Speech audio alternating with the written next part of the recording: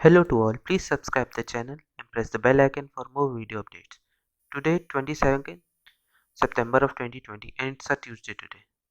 आज एनालिसिस शुरू करने से पहले कुछ क्वेश्चंस पूछ लेते हैं, आप उनका जवाब कमेंट सेक्शन में दें।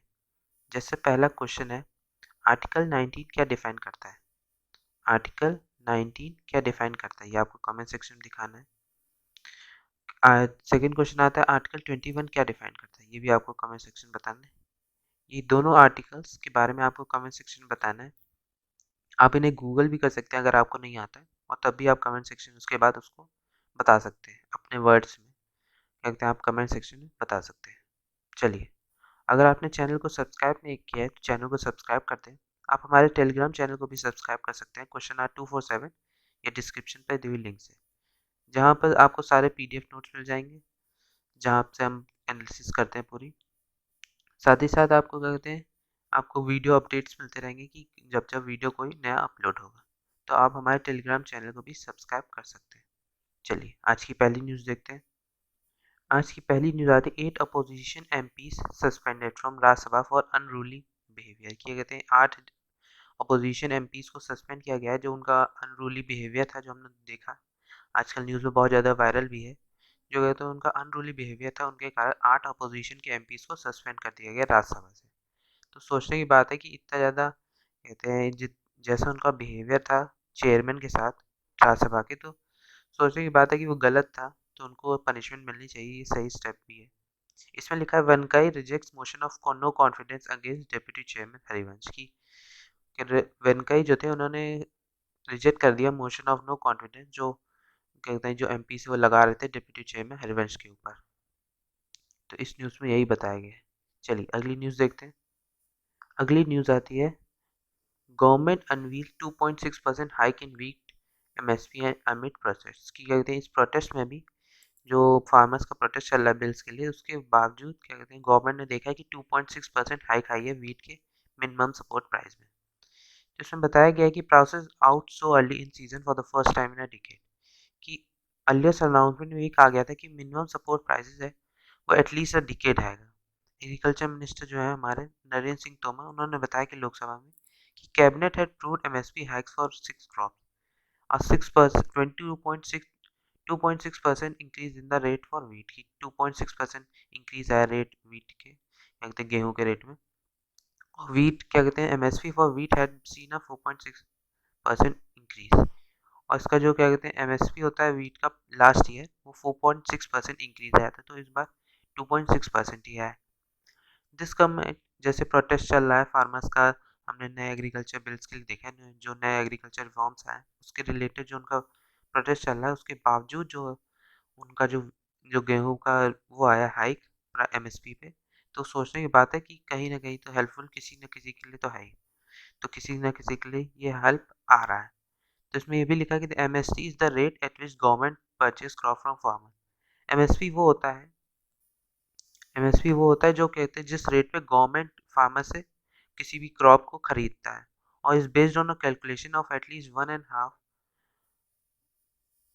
Times the cost of production incurred by farmers की। ऐसा सेट किया जाता है MSP, जो जैसे प्रोडक्शन हुआ फार्मर्स का, तो क्या कहते हैं जैसे वो प्रोडक्शन 5 रुपए का, ठीक, 5 रुपए का, तो इसका 1.5% कितना हुआ, 1.5% हुआ 5 रुपये नहीं, 6 रुपए का हुआ, तो इसका 1.5% हुआ 6, 6 + 3 9 रुपए का, तो इनका MSP लगेगा 9 रुपए का।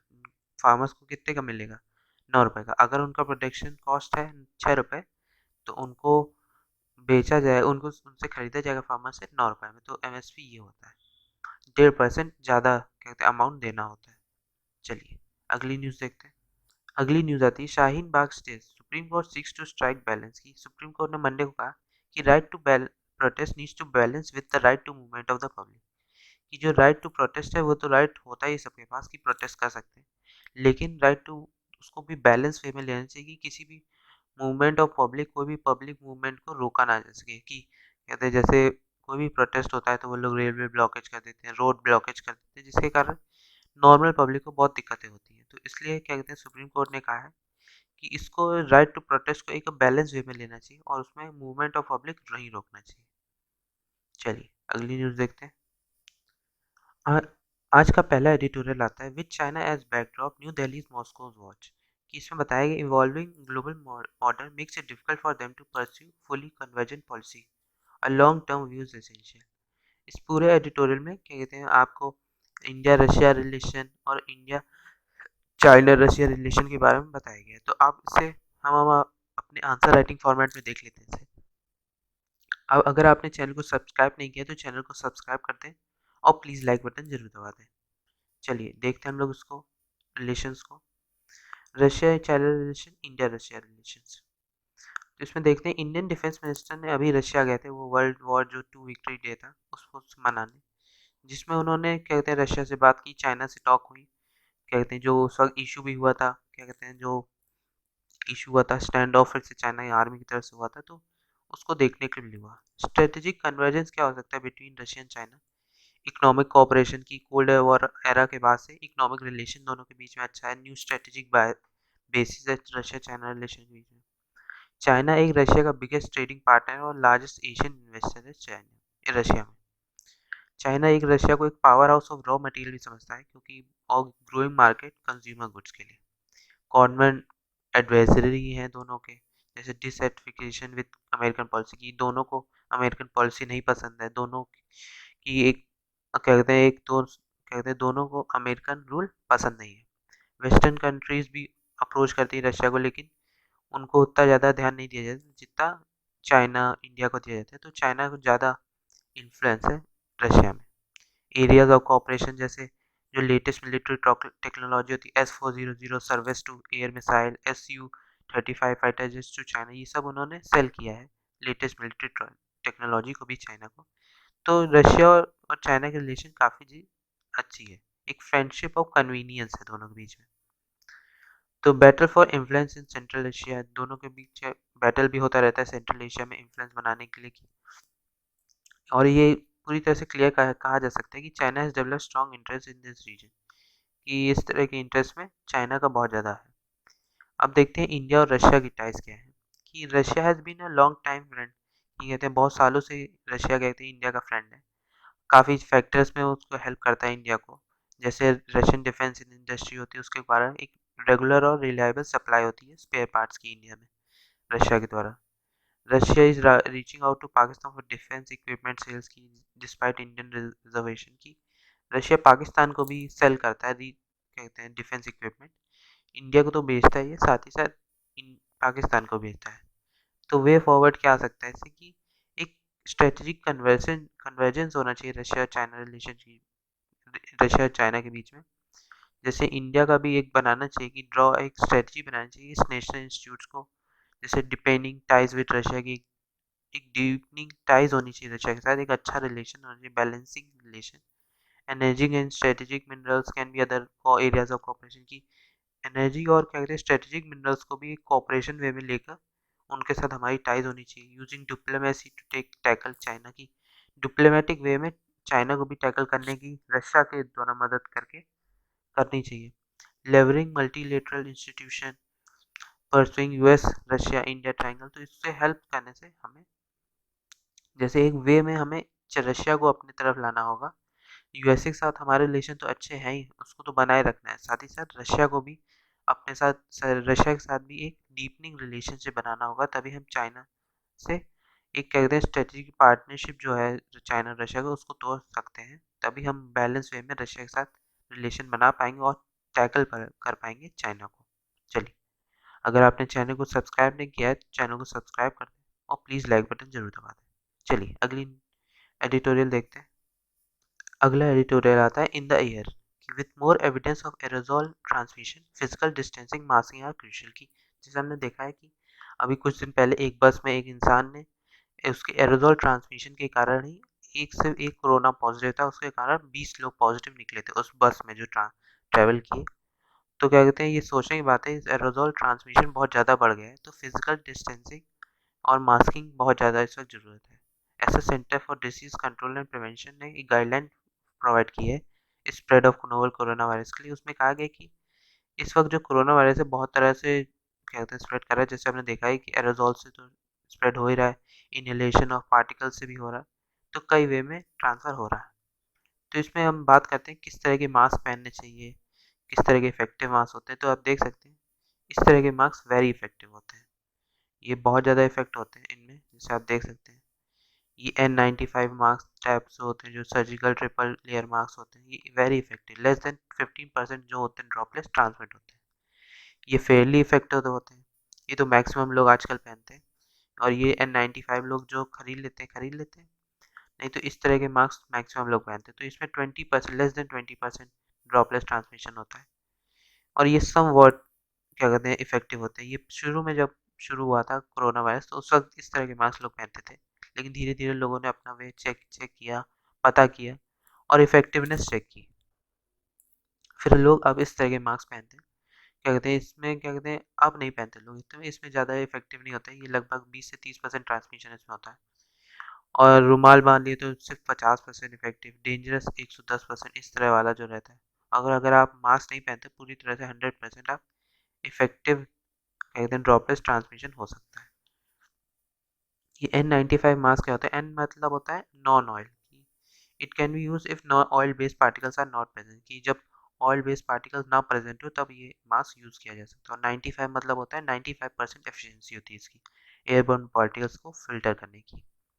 तो इसकी एक वैल्यू होती है, वेल इफेक्टिव होता है, कि जैसे N95 मास्क जो यूज़ करते हैं उनके क्या कहते हैं, जो अगर कोई काफ़ी एजेड लोग हैं उनको ब्रीथिंग में प्रॉब्लम हो सकती है, क्योंकि वो काफ़ी ज़्यादा क्लोज होता है, 95% इफेक्टिव होता है, तो इससे ज़्यादा काफ़ी ज़्यादा पार्टिकल्स वो फिल्टर कर लेता है, तो ब्रीदिंग प्रॉब्लम्स हो सकती है। इसलिए N95 हमेशा नहीं पहनना चाहिए, उसको जब बाहर जाए तभी आप पहने, नहीं तो नॉर्मल मास्क भी आप पहन सकते हैं जो इफेक्टिव वाले दिखाए थे, तो उनमें ब्रीथिंग प्रॉब्लम नहीं होती है।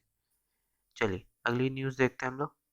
अगला एडिटोरियल आता है India and the Abraham accords. इसमें बताया गया है जो इसराइल का फोरे था गल्फ में could disrupt the politico economic architecture India has build with the GCC. तो इसमें क्या कहते हैं इंडिया और अब्राहम अकॉर्ड्स के बारे में बात की गई, तो इसको हम लोग अलग से देख लेते हैं। India, Israel, UAE and Bahrain Abraham accord, GS paper two grouping and agreements involving India और इफेक्टिव इंडियाज इंटरेस्ट। ये न्यूज़ में इसलिए है कि जैसे हमने देखा कि अभी अब्राहम रिकॉर्ड साइन किया गया है इसराइल, यूएई, बहरीन के बीच में यूएसए की मदद से। तो ये एक पहला अरब इसराइल पीस डील है 26 साल में।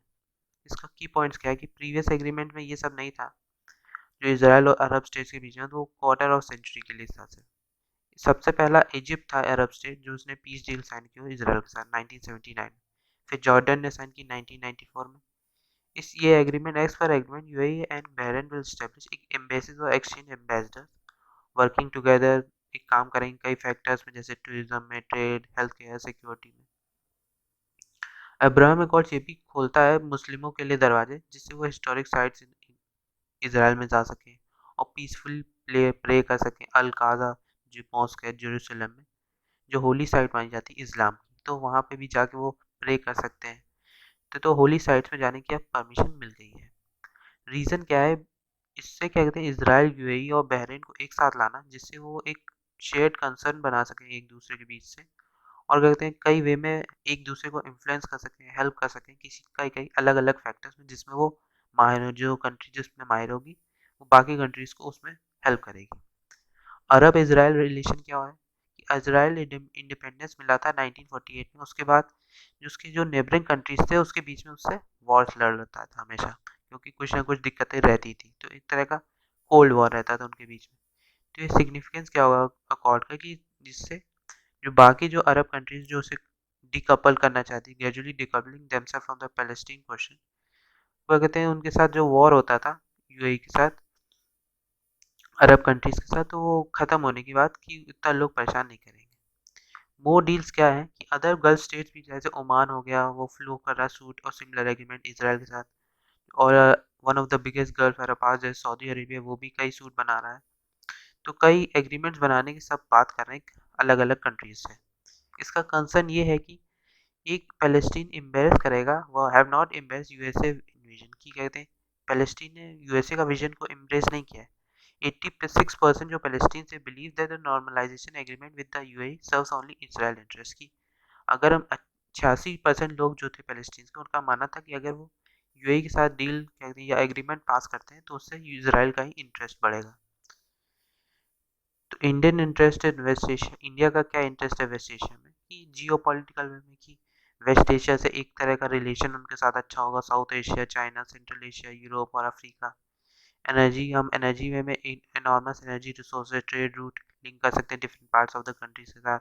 और एक world largest oil producing region जो है अरब स्टेट्स का, वहाँ से हम 34% of world population, 45% of crude oil exports, 48% of oil proven reserves को हम ट्रांसपोर्ट कर सकते हैं, ले सकते हैं वहाँ से। Diaspora remittance from the opportunity, क्या है अपॉर्चुनिटी इंडिया के पास कि वो डिफेंस एंड सिक्योरिटी सिस्टम को भी इम्प्रूव कर सकती है। जैसे अनएक्सपेक्टेड अपॉर्चुनिटी है कि एक बिगर रोल प्ले कर सकती है इस एग्रीमेंट के द्वारा यूएई के साथ रिलेशन, इसराइल के साथ रिलेशन अच्छा बनाने में। वे फॉरवर्ड क्या है कि जो एक शिया और सुन्नी के बीच में बैलेंस होता है और जो पर्शियन और अरब के बीच में होता है उसको बनाए रखना, एक सस्टेनेबल पीस बनाए रखना। इंडिया भी कई मूव कर सकता है मार्केट में और एक एक्सटेंड कर सकता है नेबरहुड में कि जो चाइनीज स्फीयर ऑफ इन्फ्लुएंस है उसको खत्म कर सकता है, कि चाइनीज इन्फ्लुएंस जो इंडिया में बहुत ज़्यादा है उसको खत्म किया जा सकता है। A deal that could if played right open the door for a changed geopolitical arrangement in the Middle East could have stronger footprint, कि अगर ये जो डील हुई है यूएई, जो अकॉर्ड पास हुआ है, अगर वो अच्छे से चलता है तो इंडिया का मिडल ईस्ट में भी रिलेशन अच्छा होगा, एक जियो पॉलिटिकल अरेंजमेंट होगा मिडल ईस्ट में। और कहते हैं इंडिया एक अपनी पहचान बना सकता है, क्या कहते हैं, मिडल ईस्ट एरिया में। चलिए अगली न्यूज़ देखते हैं। अगला एडिटोरियल आता है डाइल्यूशन विदाउट एडिक्वेट डेलिब्रेशन, की कहते हैं कि इंपॉर्टेंट है कि वाइडर स्क्रूटनी हो एक पब्लिक डिस्कशन और लेबर बिल्स में, जो लेबर बिल्स पास होने वाले हैं या हो गए कुछ, तो उसमें कहते हैं पब्लिक डिस्कशन भी होनी चाहिए। तो जिससे हमने देखा कि दीज कोड डील्स विद जैसे वेजेस हो गया, occupational safety, health, social security, industrial relation. तो कहते हैं जो it is three these three bills and the government has replace and introduce इन लोकसभा की, इनको बिल्स को रिप्लेस किया गया है और नए बिल्स लाए गए हैं लोकसभा में। तो हमने देखा है कि कई मंथ से स्टैंडिंग कमेटी थी लेबर के ऊपर कि देखा जाए, रिपोर्ट बनाया जाए इन बिल्स के ऊपर।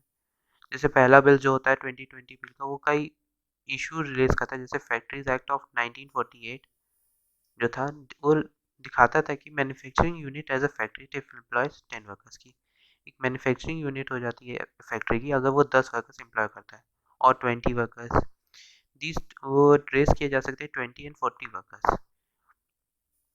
उसी तरह डिस्प्यूट एक्ट जो था 1947 का, वो स्टैब्लिश करता था कि एम्प्लॉय में over 100 workers to seek government permission before any retrenchment. क्या कहते हैं कि अगर आप किसी 100 वर्कर्स को एम्प्लॉय करते हैं तो आपको गवर्नमेंट की परमिशन लेनी होगी।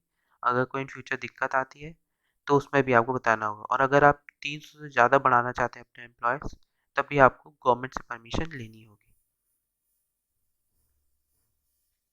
इसी तरह जो 2020 के बिल है increase the threshold to 300 workers. तो जैसे हमने सेकेंडली देखा कि इसमें पूरे में वही बात की गई है जो बिल्स पास हुए हैं। जैसे code on occupational safety, health and working condition, वो बताता है leave and maximum working hours कितने होने चाहिए, हेल्थ एंड सेफ्टी प्रोवाइड होनी चाहिए वर्कर्स को। और क्या कहते हैं जो फैक्ट्री वर्कर्स है उनको पूरी तरह से सुविधा मिलनी चाहिए कि अगर इन फ्यूचर एक तरह से उनकी जॉब होनी चाहिए कि अगर उनकी कोई हेल्थ में दिक्कत आती है तो फैक्ट्री ओनर है या जो फैक्ट्री और जो मैनेजमेंट है वो उसे हेल्प करे, उससे कहते हैं हर प्रोवाइड सेफ्टी प्रोवाइड कराई जाए हेल्थ सेफ्टी में। Thirdly there are some changes related to contract labour, कि ये चेंजेस कॉन्ट्रैक्ट लेबर से भी रिलेटेड है कि 2019 में एप्लीकेबल था कि स्टैब्लिश में 20 कॉन्ट्रैक्ट लेबर होने चाहिए। इस पूरे एडिटोरियल में यही बात की गई है। चलिए अगली न्यूज़ देखते हैं। अगली न्यूज़ आती है emit opposition concern Lok Sabha passes FCRA bill, की अपोजिशन का कंसर्न को जाने बिना लोकसभा ने पास किया एफसीआरए बिल की। एफसीआरए बिल आप कमेंट सेक्शन में बताएं, हमने कई बार बात की एफसीआरए के बारे में, आप बताएं कि एफसीआरए क्या होता है और प्लीज़ कमेंट जरूर करें। चलिए अगली न्यूज़ देखते हैं। अगली न्यूज़ आती है parliament passes insolvency and bankruptcy code bill, की एक ये प्रोवाइड करता है, जो बिल था ये प्रोवाइड करता है insolvency proceedings against defaulting companies will not be initiated for at least 6 months starting from March 25 की। जो इंसॉल्वेंसी होती है प्रोसीडिंग जो डिफॉल्टिंग कंपनीज के लिए होता है उनको नहीं चाहा जाएगा, 6 महीने से ज़्यादा उनके ऊपर केस नहीं रहेगा, वो उसको डिसीजन 6 महीने के अंदर ही डिसीजन देना है।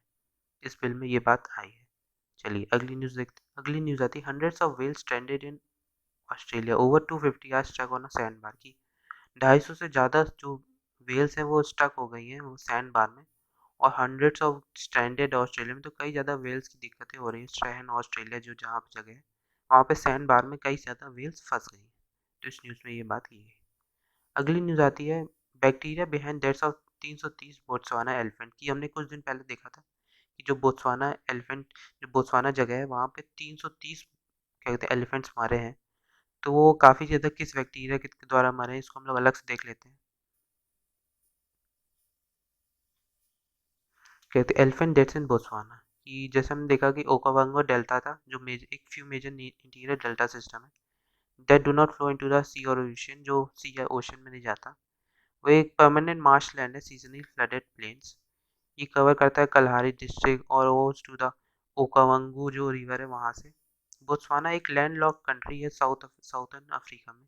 ये 70% ऑफ टेरिटरी कवर करती है कलहारी डिजर्ट का। और बोत्सवाना में वर्ल्ड लार्जेस्ट एलिफेंट पॉपुलेशन है, लगभग 1,30,000। It is Africa's oldest continuous democracy. ये अफ्रीका की सबसे पुरानी डेमोक्रेसी भी है। देखिए आप देख सकते हैं मैप में, ये बोत्सवाना रीजन है। बोत्सवाना रीजन जैसे कि कलहारी डेजर्ट हो गया, और कहते हैं जैसे अभी हमने बात की, तो आप देख सकते हैं इसमें। तो क्या कहते हैं जो ये जैसे एलिफेंट बोत्सवाना एलिफेंट्स की डेथ हुई है, तो इसमें बताया कि जो 330 एलिफेंट मारे हैं वो टॉक्सिन वाटर जो होता है, साइनोबैक्टीरिया है जो प्रेजेंट होता है वाटर में, उसके द्वारा मरे हैं। टॉक्सिन वाटर जो होता है बैक्टीरिया, उसके द्वारा मरे हैं। तो ये टॉक्सिन वाटर जो होता है साइनोबैक्टीरिया, उसके द्वारा ही, बैक्टीरिया का नाम है साइनोबैक्टीरिया। तो क्या कहते हैं इसके द्वारा ये बोत्सवाना एलिफेंट्स मरे हैं। अगर आपने चैनल को सब्सक्राइब नहीं किया है तो चैनल को सब्सक्राइब कर दें और प्लीज़ लाइक बटन ज़रूर दबा दें। Thank you very much.